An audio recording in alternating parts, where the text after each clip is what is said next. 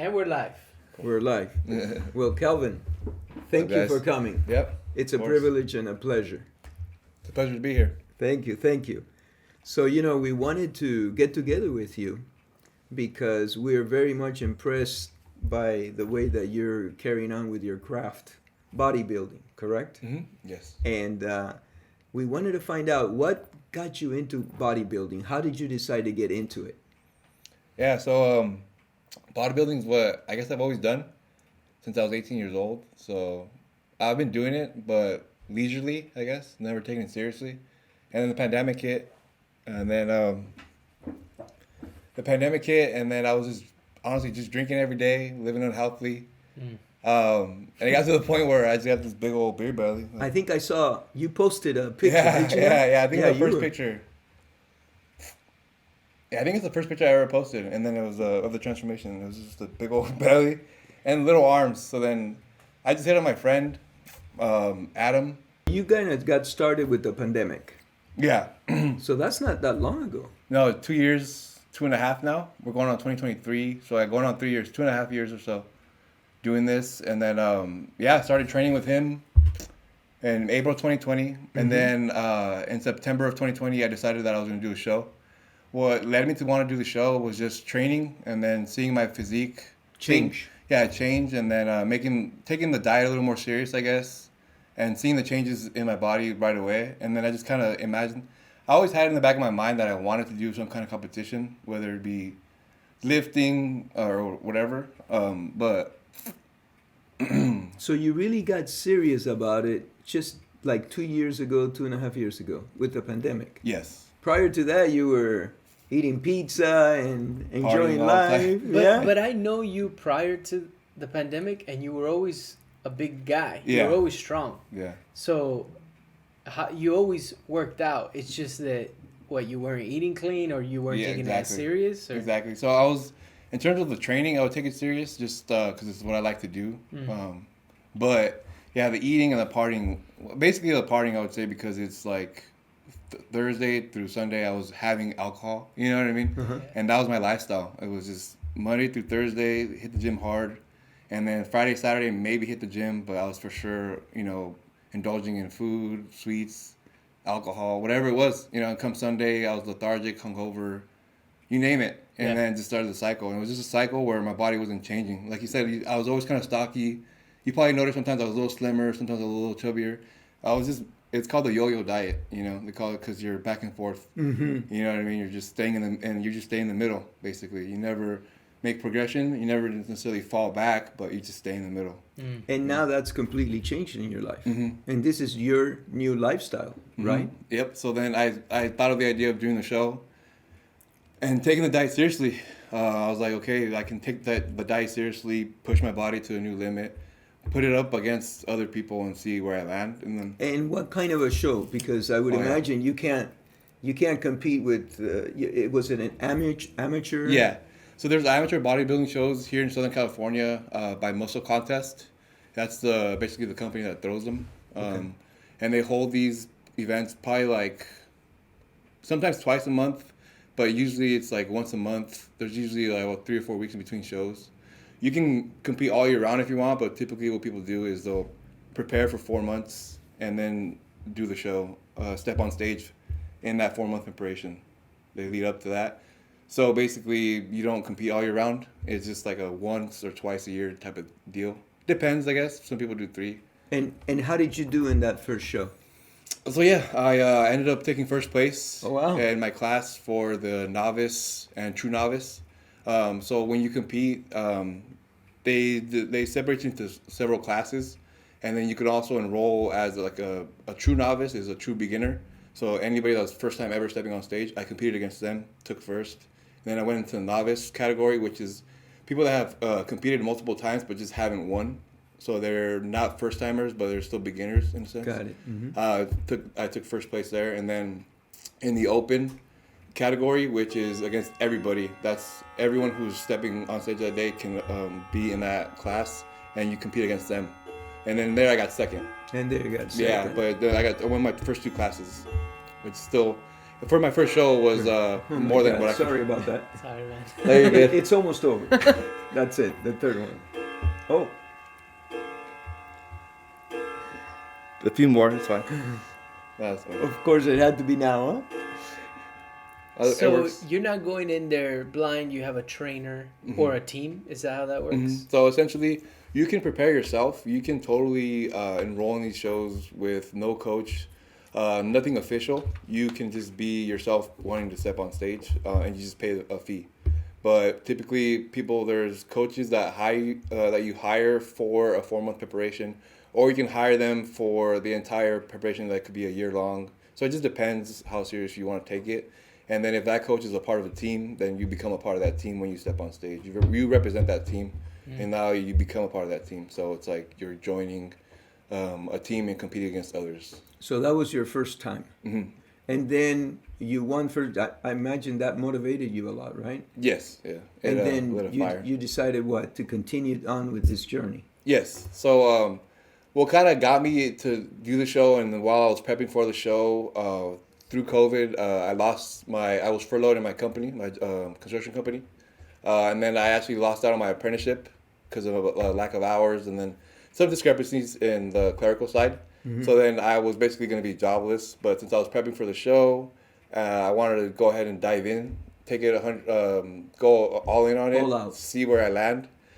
Being that I had such a good outcome, I used that momentum to start personal training, and just take that as my new, I guess, career or job or profession. You know what I mean? I was still just diving in, using momentum I had. You lost the job that you had to dedicate yourself to this that has become your passion. Mm-hmm.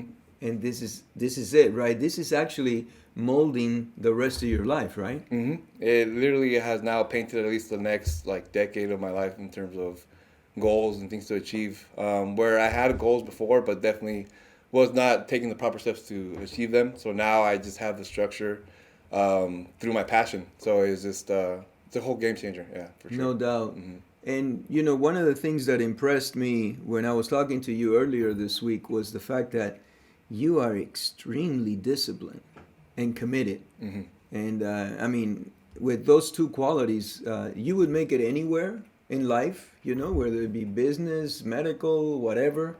But you've chosen this career, but you are extremely disciplined, and that's a must, right? Because you have to.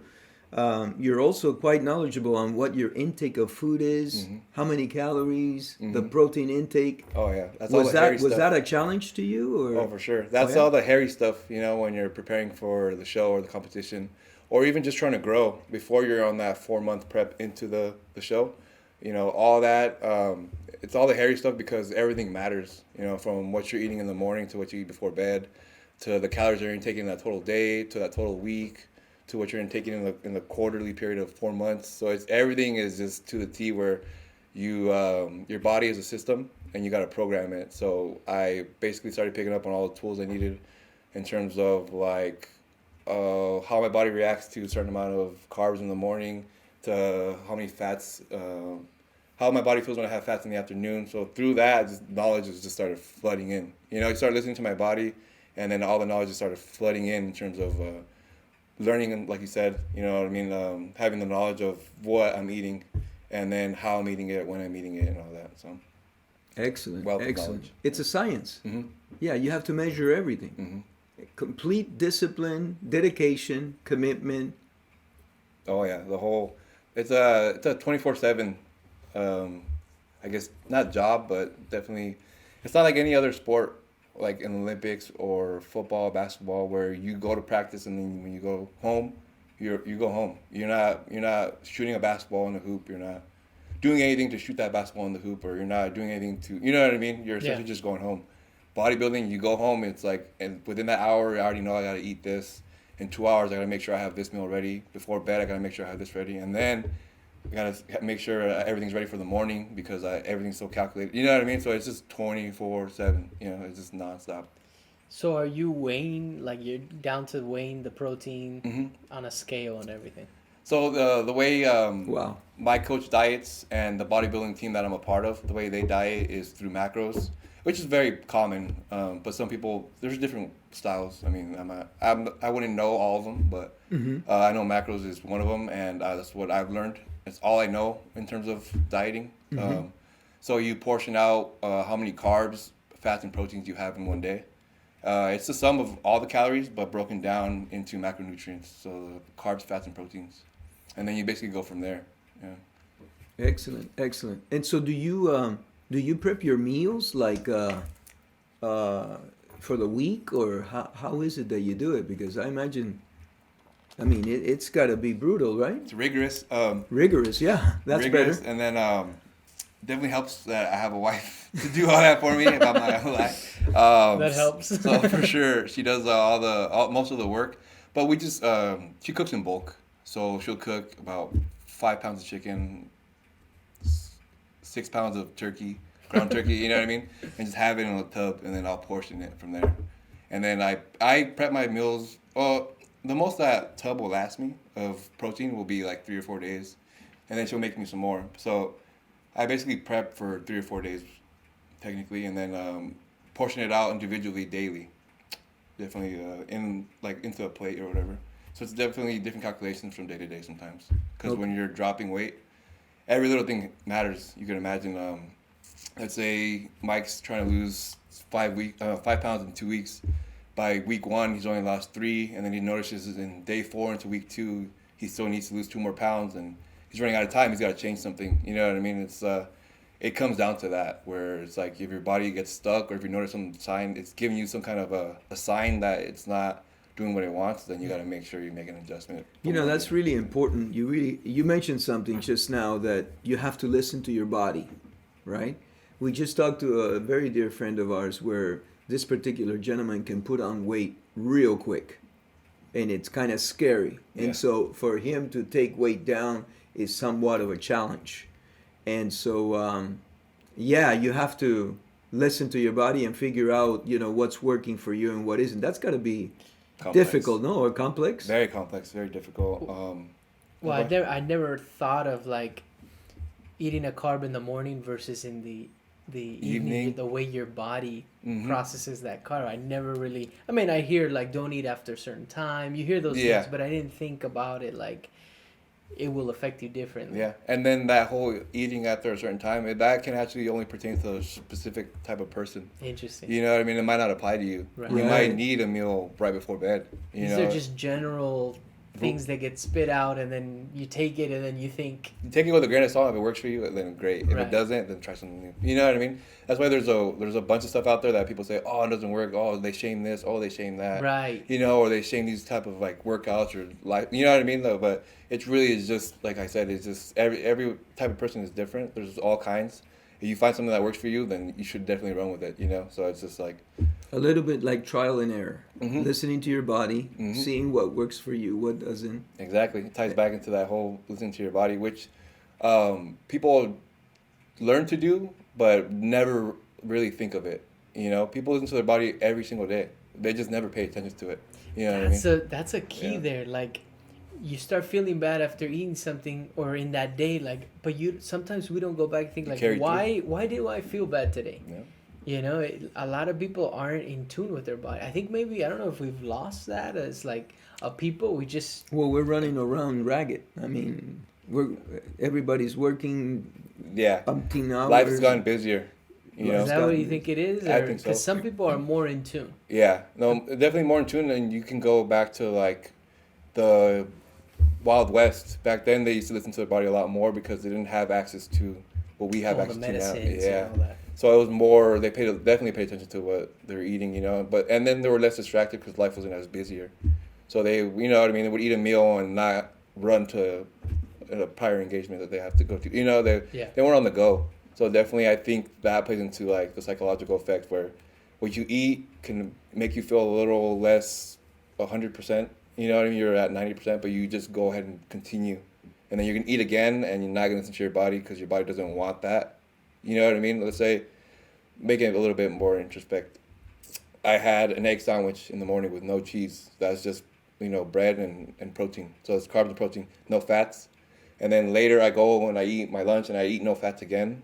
I'm probably going to get real hungry because fats help me slow down my metabolism. You know, I know Got that. it. You know, so Yeah. it's just like things I wouldn't listen to before. And I would go home. I'd go all day without eating fats because I wouldn't pay attention. You know what I mean? There's things like that, things of that nature. And do you get, like, for example, I see you and I can tell you're very built up. Yeah. So people know you're into bodybuilding, right? It is. Yeah. I mean, it shows. It's a giveaway. Yeah. It's for a sure. giveaway for sure. Yeah. And they come up and ask you, hey, what do you? Because now, see, this is leading you, and that's the other thing that I was very impressed with you. Very impressed with you.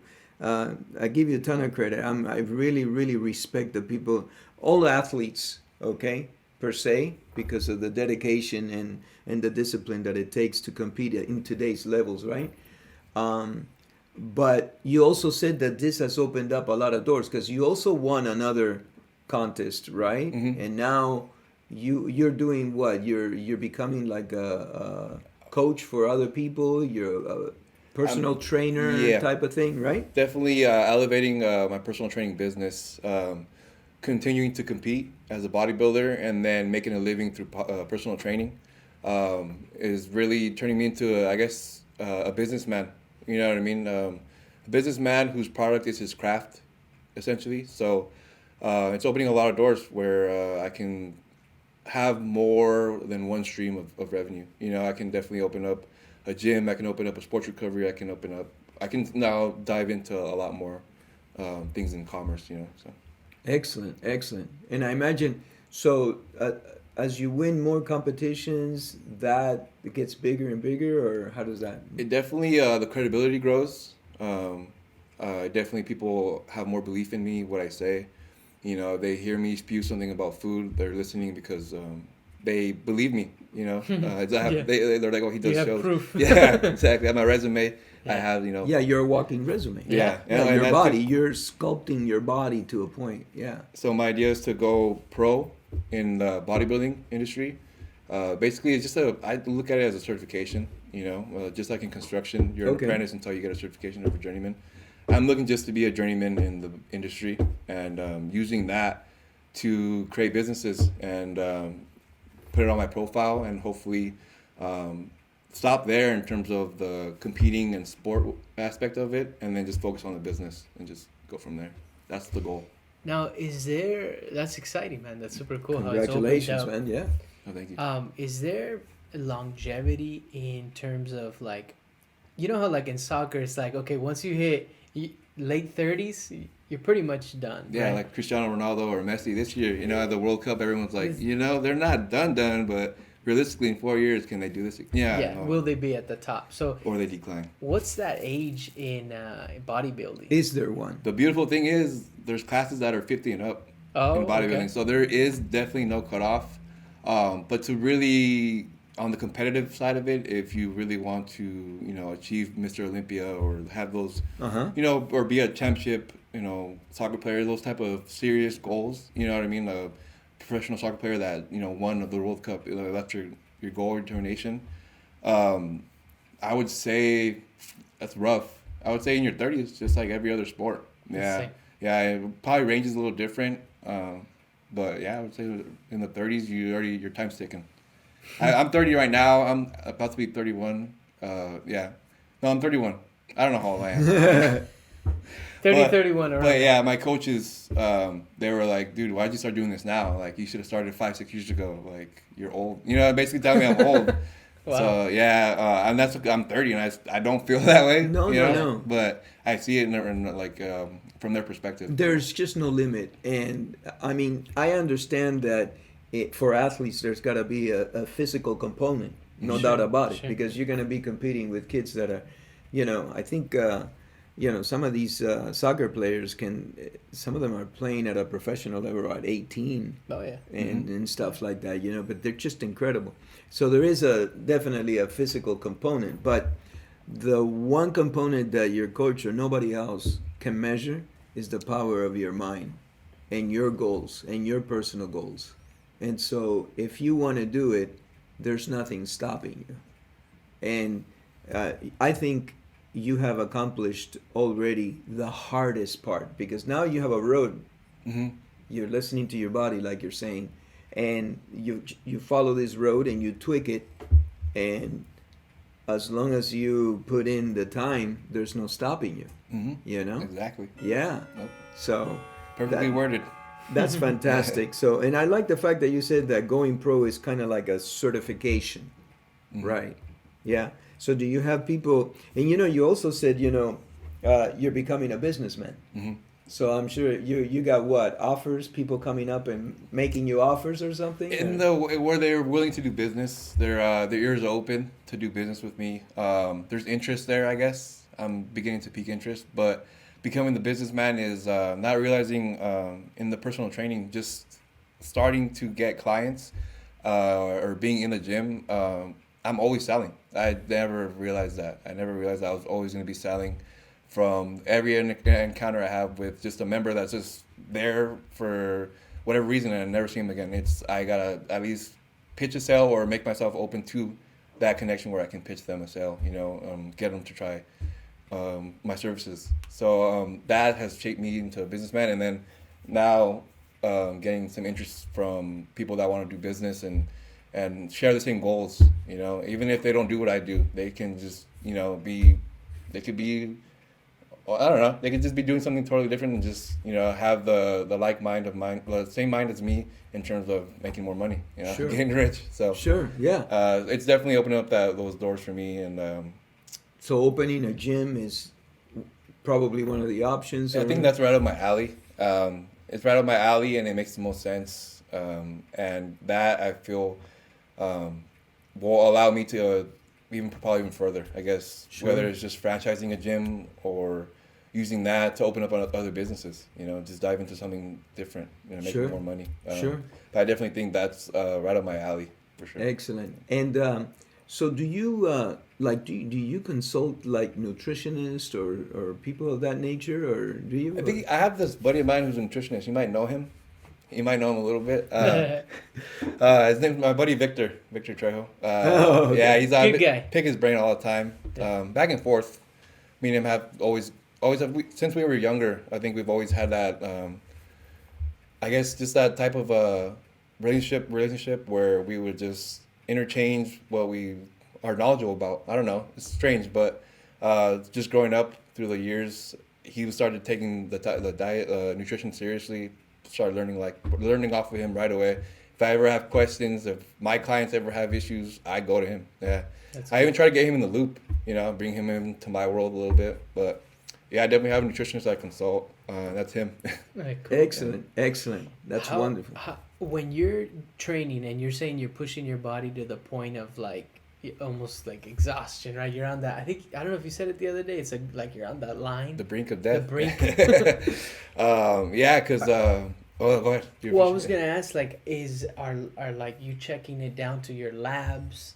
I mean, are you looking at your blood, your results, and all that frequently? I would say periodically. Periodically. Yeah, so definitely being that I'm going through excruciating diets, and then also excruciating in the way where I cut calories to the point where I'm at the brink of death, and then I'm on a calorie surplus when I'm growing to where eating is such a chore. It's like a full-time job of its own. You know what I mean? That can also be really unhealthy for the body. So, it's just like those two drastic diets, you have to, get your labs done periodically. Every 3 months, I would say 8 weeks. Definitely in between the dieting, you would definitely want to see where your levels are at. Or as you're dieting, if it's been 3 months since your last, go ahead and just check where you're at to make sure, what you're doing. Not only you feel like it feels good, but it actually is doing your body well. Yeah, because it could be dangerous, right? Mm-hmm. I'm sure there's some stories where some guys maybe didn't do that properly, and well, I've seen a couple of guys competing collapse, Mm-hmm. absolutely collapse on stage. Wow. And I don't know, but that's the other thing I was going to ask you. So when you're saying, so I guess, correct me if I'm wrong. You have a point of growth where you're eating a lot, and then you taper off, and then it comes to that point where you're not drinking a lot of water, where you kind of get dehydrated so that you can show all the fine lines. All the fine lines. Is that how it works, or essentially, yeah? You come from such a caloric surplus, you taper that down to crumbs. Essentially, from what you're used to, like 6,000 calories versus 1,200, 1,300. Really? Mm-hmm. So you go from 6,000 calories to about 1,200. Wow. If you look at it in the That's scope when you're of a getting year, ready to yeah. compete? Mm-hmm. Wow. Mm-hmm. And then how about the water? The water, basically, I keep it at 2 gallons up until the week of. I taper down to about half a gallon or a gallon. Yeah. And that's where that dehydration comes in. Do you compete dehydrated like that, or do you? Essentially, you do because you wake up and then you stay dehydrated. You don't drink water on the day of. Okay. Some people do. It just depends. Like I said, everybody's a little different, depending how your body reacts to it. So most people, they go dehydrated on show day, and then so before you step on stage, before you get a little muscle pump to show the blood pumping through, you look a little bit bigger. You jack yourself up with sodium and carbs, basically, or sugar. Things that go straight into the bloodstream and allows for your muscles to look bigger, or vascular. So, where was I going with that? Very interesting. Yeah, no. So you are only becoming more dehydrated that day, for sure. And then right after the show, you have to watch how you intake water or any type of liquid, because it can have a rebound effect where it can, and you end up in the hospital. Really? Mm-hmm. Yeah, it's pretty. Yeah. It could be pretty serious. So tell me a little bit about that thing that I saw something. I was reading something about the mask of death, or something like that. Oh, face of death. The face of death. Yes. What is that, man? Your face starts sucking in so bad that it looks like your eyeballs are like gonna pop out of their socket. They get rolled. Your face gets rolled tight. The face of death. You see my skull, yeah. So they call it the face of Yeah, death. Yeah. Death face. Sorry. Okay, and that's just before you compete, or how's that? Yeah, basically, sucking. It's called your face is sucking in when you're like 2 or 3 days from the show. It starts to happen weeks before. You know what I mean? There's some people that it's just genetically their facial or their face just doesn't hold any kind of fat, so it's just the first fat to go. So they have sucked in faces for a longer period of time. But essentially, when you start pulling the water, you start pulling every little ounce of body fat. It's 3 or 4 days before the show. Yeah.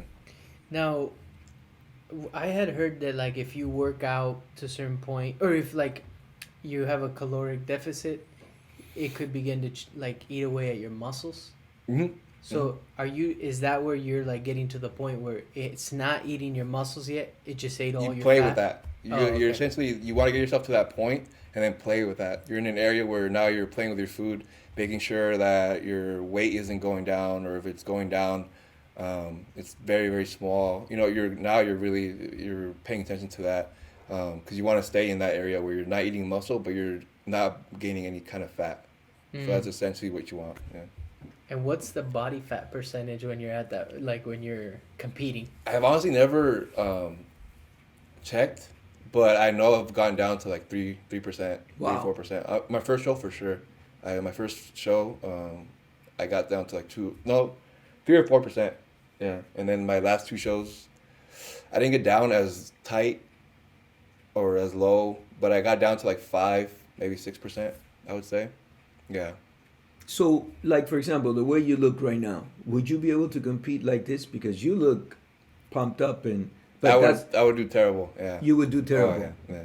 Way too much. There's actually body fat. So when you see me on stage, you'll see jiggle. You'll see it'll look. I'll look stringy, where in a sense it's water. So you don't look as hard. You don't look as tight. You don't look as vascular. So right now, if I were to go, I would probably be bigger than the guys on there, but I'll look a lot softer. Oh, I see. You know what I mean? Just flabbier in a way. Even though from here you guys see me like I look like tight, I'm like lean. Yeah, you know what I you mean? do. But on stage and everything, in the eyes of the judges, it would just be total opposite. They're looking for certain specifics, very detailed stuff. Yeah, the conditioning essentially. So when you get down to that kind of body fat percentage, how tight your skin is. When you see, I don't know if you've seen them, but those guys, when they peel their skin up that day, it's like thin. I mean, it's like a rubber band almost, you know what I mean? Just nice and rubbery. That's because your conditioning was at its peak. Yeah, and that's what they call, your peak physique, and then that's when you step on stage and then compete against others who are in the same point as you are. You know what I mean? I technically wouldn't be at that point, so I would be just way off the mark. At this moment. So, wow. And you could even miss that. So, like he said, if I was dieting too long and I started eating away at the muscle, and I came in extra small, or when I went to do my peak week, I didn't fill out. I just stayed real tight and small. My body didn't peak, essentially. You know, it wasn't peaking. I looked deteriorated, dehydrated. You know what I mean? It's a whole different look. So I would miss the mark. You know, I would step on stage that day, but I would still miss the mark, even though I was preparing. You know, so it's still, you could be preparing and miss the mark, or you could be like me, just not in preparation and step on stage and miss the mark. I mean, this is like a world of information, man, because you have to be so so precise. It's precise and disciplined. And you have mentioned that like everything could get thrown out. All the work you did for a year, whatever, can get thrown out in a I don't know, a certain amount of time. Yeah. What were you referring to with that? So basically, like, for instance, put myself like into this. I started growing November of last year, so not this past November. I started growing on the bulk program, and then all the way through June. In June, I started the dieting, and then so all that growing I did, and then I go and step on stage, and let's say I lost. So in the real facts is I lost from 223 pounds. I went down to 172. That's a drastic amount of weight that I lost. It's too much, one would say. You know what I mean? So essentially, I've bulked up to 223 pounds, and in the diet or in the cut, you should only lose about 30 pounds, 20 pounds, nothing too drastic. So I should have been at 190, but what were you at? 170. Oh. So think about those extra 20 pounds being me throwing away my year's worth of work, because I should have been from 223, I should have stopped at 190, and I should have been ready. But my body wasn't ready. I had to drop more, and then I started losing muscle because my body just wasn't, I would say, wasn't reacting, wasn't listening. So then my body started to lose size. You know what I mean? I started basically throwing away the 9 months of progress in that short amount of time, because I don't know. I don't even know. I can't even say why. Okay. But just dieting and then starting into that point where I was gonna start losing size and muscle when I should have been. And what happens at that point? Well, how do you turn that around? Because you still competed. Yeah. So what happened with me? I guess I got kind of lost right now when I was explaining that. But so I competed in October, started prep in June, 4 months, right? Mm-hmm. That's 4 months. Mm-hmm. I stepped on stage, or September. June to September. Okay. That was my prep. Okay. I stepped on stage September. My body wasn't peaking. I missed the mark a little bit. So then at that point, I just set another show and then got my body in peak shape. Okay. Yeah. So to answer your question. Yeah. Just set another show. I mean, you have to take so much into consideration. Yeah. This is a sport that, I mean, my Lord. Yeah. All the meals, and like you say, it's like 24/7. Yep. Yeah. Yep. What I eat when I go home matters. I mean, for most athletes, that's like, if you know, if you're a basketball player, soccer player, when you go home, you watch what you eat. You watch what you eat, but not totally, to this extent. Yeah, it's totally different. Where it's still a job, you know. So it's definitely the most important part of the job is the food. Do you? Go ahead. No, go on. Well, I was gonna ask, do you feel like when you go somewhere, people are watching what you're eating and what you're drinking and stuff, because they're like, all the time, I feel the eyes on me, or people will ask me, like, "You can eat that?" You know, it's just regular sandwich. You know, you can eat that? Like, yeah, you know. Like, well, I remember one time we were at a reunion, a party or something, and I think you brought your own food. Mm-hmm. Oh yeah. Because you were competing. Yeah, that was my first show. You were getting ready to compete for the first show. And actually, I looked at you, and I feel guilty what I was eating. You know, I go, I'm not gonna tell them anything, but that you brought your own little plastic container with your own thing, and I think I don't even remember what it was. Yeah, but it was definitely not as good as what you were. No, well, that depends. Yeah, that's true. But yeah, that was interesting. Yeah. You know, you take a.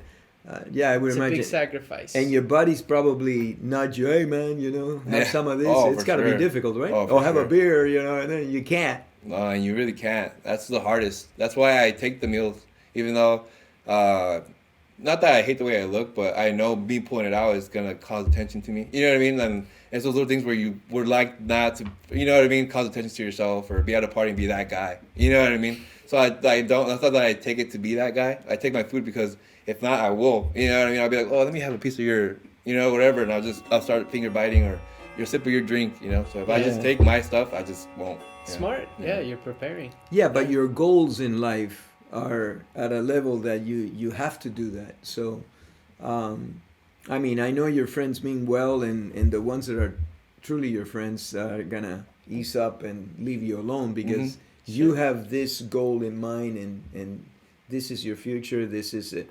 I mean, a lot is riding on it. Yeah. You gotta get it right. Yeah. Because like I told Mike, I've seen some guys collapse. You know. Yeah. It's very serious. Your life's on the line. You know what I mean? And then, for me personally, it's like my job too. So everything, my livelihood's on the line, and my life. You know. Your livelihood. It's like both. Right. Yeah.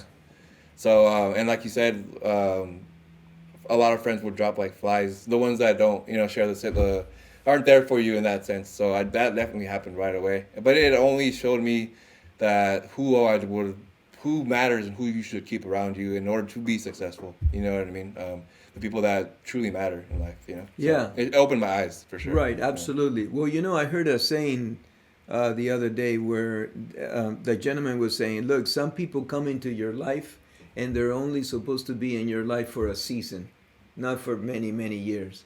And he says, and you know, they're gonna drop off. He says, think of the shuttle, or you know, that has the rocket boosters. You know, as it goes into space, the rocket boosters fall off. That's how some people are, and they're not bad people. They're not bad people at all. They just can't go and reach the altitude that you're gonna get to because of your goals, your discipline, your commitment, the programming that you've done, the sacrifice that you're doing. I'm telling you, I was very impressed with the conversation that we had the other day, and that's how I told Mike, hey, you know what? I think it'd be great to bring you on board. Yeah. Yeah, that's always great chatting with you guys. No. So, you know, to wrap it up, tell me, what is your next goal? What is your next goal in competition? Competition, and I guess in everything that I'm trying to do, I guess. Sure. Would be a compete sometime next year, maybe towards the end of the year, Okay. 2023. So we're now just really grow and focus on the business end of things, which is just personal training, transforming bodies, you know, doing all the grinding, all the stuff that I need to do in order to propel myself, you know, as a personal trainer, as a training business.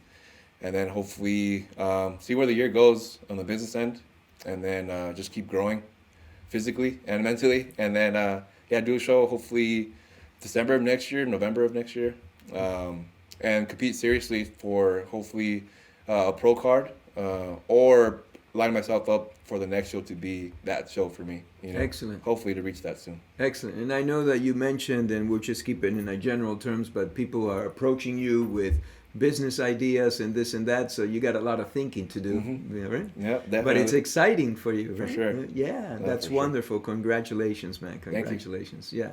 Yeah. And, you know, we can link, you have... we'll link up all your stuff. All your stuff so people can cool. reach out to you Cool. and get advice and hire you as a, you know, as a professional... a trainer? A trainer. Yeah. Yeah. And that way you continue on your route. Awesome.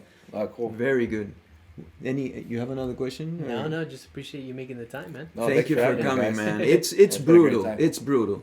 I tell you that I had an idea. However, the way you develop it and speak about it and I can see your passion. You're gonna go very, very far. Thank you. No doubt about it. Thank you. And you have control of your business, man, and your body and everything. Congratulations. I appreciate that. I would like to mention that coming from, you know, two business guys that I honestly respect and admire the way you guys not only carry yourselves on a day-to-day, but professionally. It shows, you know what I mean? It bleeds out of you guys. You guys are definitely businessmen, you know, and successful. So, you know, having me on here and you guys, you know, telling me the kind words, it means a lot. It really does. Well, thank you guys. Cool, man. From the bottom of our hearts, No man. problem. Nothing but good luck to you. Thank you. All right. Wrap it up there. Yeah.